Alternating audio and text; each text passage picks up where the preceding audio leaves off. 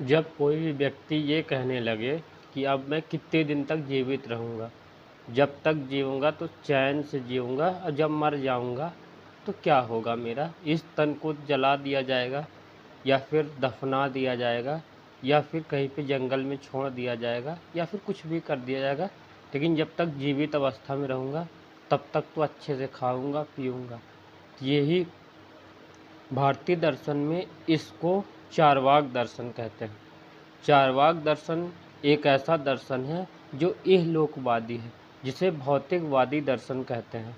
चार्वाकों चार्वाक कहते हैं कि यावत् जीवेत सुखम जीवेत ऋणम कृत्वा घृतम पीबेत भस्मीभूतस्य देहस्य पुनरागमनम कृत्वा। अर्थात जब तक जियो सुख से जियो, ऋण लेकर घी पियो अर्थात अच्छा खाओ पियो मौज करो, और जब एक बार तुम्हारा शरीर भस्म हो जाएगा तो दोबारा क्या होगा। तो इस तरह मानसिकता रखने वाले व्यक्तियों को क्या हो सकता है, इस तरह मानसिकता रखने वाले व्यक्तियों के जीवन में बहुत कठिनाइयाँ होंगी। वो क्यों? क्योंकि वो जैसे ही पैसे पा रहा है, जब भी पैसे पाएगा चार्वाक जीवन जिएगा।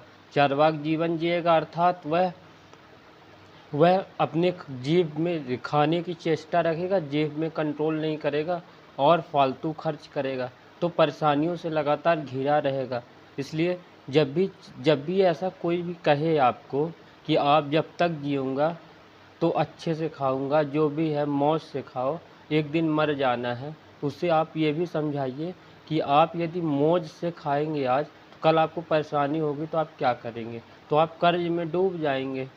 कर्ज में आप डूब जाएंगे, और यदि आप उधार लेके किसी का दिल दुखाएंगे, फिर उसका पैसे वापस नहीं करेंगे, तो आपको बहुत दिक्कत होगी, बहुत दिक्कतों का सामना करना पड़ेगा। हो सकता है यदि चार्वाक तो यहाँ तक कहते हैं कि भगवान का कोई अस्तित्व नहीं है, लेकिन जो भगवान का अस्तित्व जो नहीं कहते हैं वो मूर्ख होते हैं। क्यों? क्योंकि नैतिक व्यवस्था जो बनी हुई है सिर्फ और सिर्फ भगवान के कारण बनी हुई है। पूरा समाज अनैतिक हो जाएगा और अपने दुष्कर्म करना शुरू कर देगा, तो समाज में लोग कहाँ रह पाएंगे।